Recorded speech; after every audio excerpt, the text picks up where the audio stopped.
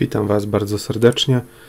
Dzisiaj chciałem się z Wami podzielić przepowiednią królowej Saby o końcu świata i słynnych 7 znakach, jakie mają poprzedzić właśnie to wydarzenie. Królowa Saby była wyjątkowo zamożną władczynią państwa na Półwyspie Arabskim. Michalda żyła prawdopodobnie na przełomie IX i X wieku przed naszą erą. Królestwo Saby, według źródeł historycznych, leżało w rejonie Jemenu. O samej Michaldzie, królowej Saby, wspomina Koran, tradycja etiopska i Stary Testament, przy okazji historii króla Salomona, który wielokrotnie spotykał się z Michaldą, aby słuchać jej wizji dotyczących przyszłości świata.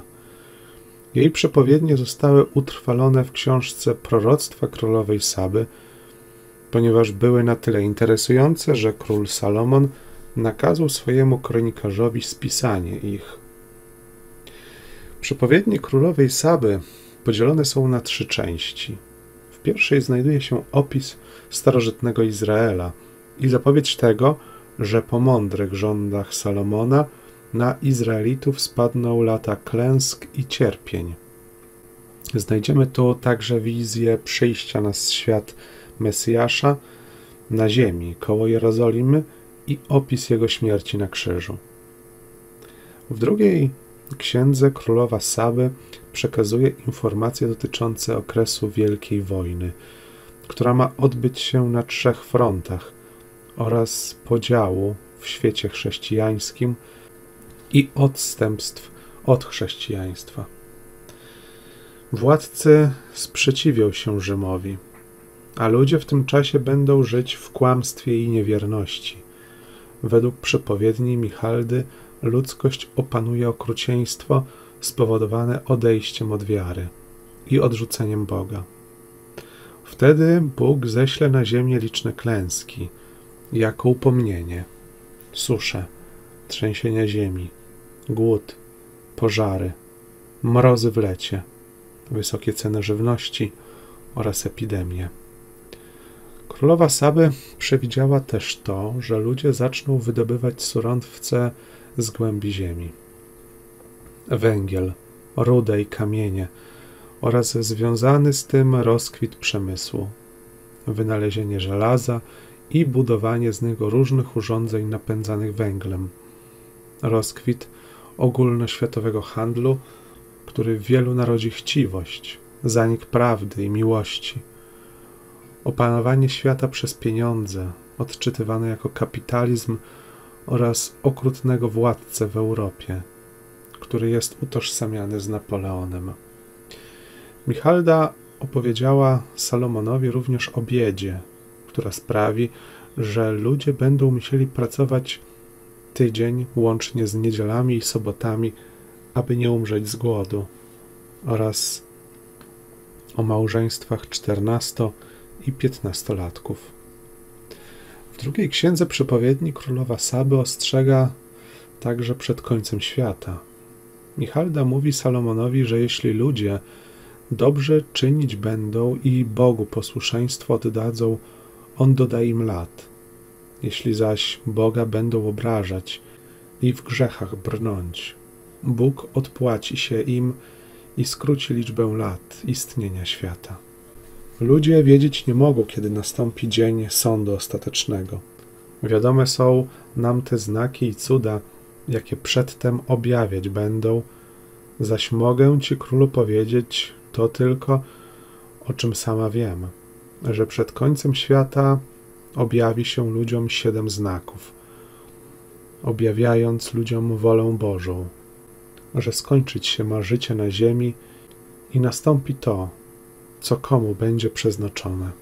7 słynnych znaków ma zgodnie z przepowiednią Michaldy poprzedzać koniec świata.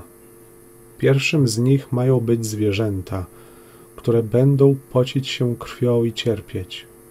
Drugi znak to księżyc, który przemieni się i zacznie pokazywać się od wschodu, powodując lęk i strach wśród ludzi.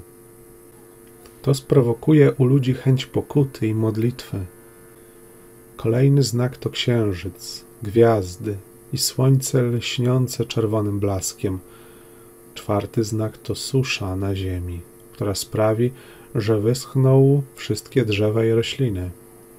5. znakiem ma być zapadanie się ziemi oraz wychodzące z tych miejsc ognie i dymy. Wtedy ludzie mają zwątpić w ratunek i oczekiwać śmierci, według przepowiedni Michaldy. 6. znak końca świata to płonąca woda, która wystąpi z brzegów. Na ten widok ludzie mają umierać ze strachu, lecz nie będą umierać naprawdę. Ostatni znak, zapowiadający sąd ostateczny, zgodnie z przepowiednią królowej Saby, to poruszanie się powierzchni ziemi, na skutek czego góry i pagórki równać się będą i zapadać, a ludzie nie będą wiedzieli nawet, gdzie się znajdują i w przestrachu kręcić się poczną jak błędne owce. Zanim dojdzie do sądu ostatecznego, według proroctw królowej Saby, ma nastąpić błyskawiczny rozwój nauki, przemysłu i technologii, które przyczynią się do zatracenia ludzi w tym, co ziemskie. W relacjach międzyludzkich Michalda przewidziała chaos i patologię oraz demoralizację społeczeństwa. Po tym wszystkim ma nastąpić wielka globalna wojna, w której zginie 2/3 niewiernych, a następnie zapanuje 50-letni pokój pod patronatem Boga, aż do przyjścia na świat Antychrysta. Będzie on znany na całym świecie i będzie rozpowszechniał swoją naukę, która będzie odciągać ludzi od wiary. Osoby, które nie uwierzą w jego magiczną moc i nie będą chciały się do niego dołączyć, będą prześladowane. Zgodnie z przepowiednią o końcu świata z Antychrystem walczyć mają 2 prorocy posłani przez Boga, Eliasz i Enoch. Antychryst zapała wielkim gniewem. Rozkaże pojmać ich, uśmiercić i zwłoki zostawić na ulicy niepogrzebane przez 4 dni. Na 4. dzień rozlegnie się głos z nieba i cudownie powstaną 2 nauczyciele, a w promiennym obłoku w górę się uniosą i wówczas roztworzą się niebiosa, błyskawice przelatywać będą, 7000 ludu zabije, 10. część Jerozolimy spali, a ci z ludzi, którzy pozostaną, nawrócą się do prawdziwego Boga. Według przepowiedni królowej Saby, Kościołem w tym czasie ma rządzić ostatni papież o imieniu Piotr. I wtedy przyjdzie na ludzi dzień sądu, dzień gniewu pańskiego. Rozlegnie się najpierw złożony z 7 piorunów grzmot straszliwy, trwający 7 dni, a który moc tak wielką posiadać będzie, iż miasta, mury, fortece i zamki walić się będą w gruzy. Jednakże z ludzi nie umrze nikt, a wtedy dopiero, gdy będzie przeznaczone, iż wszystko ma się skończyć.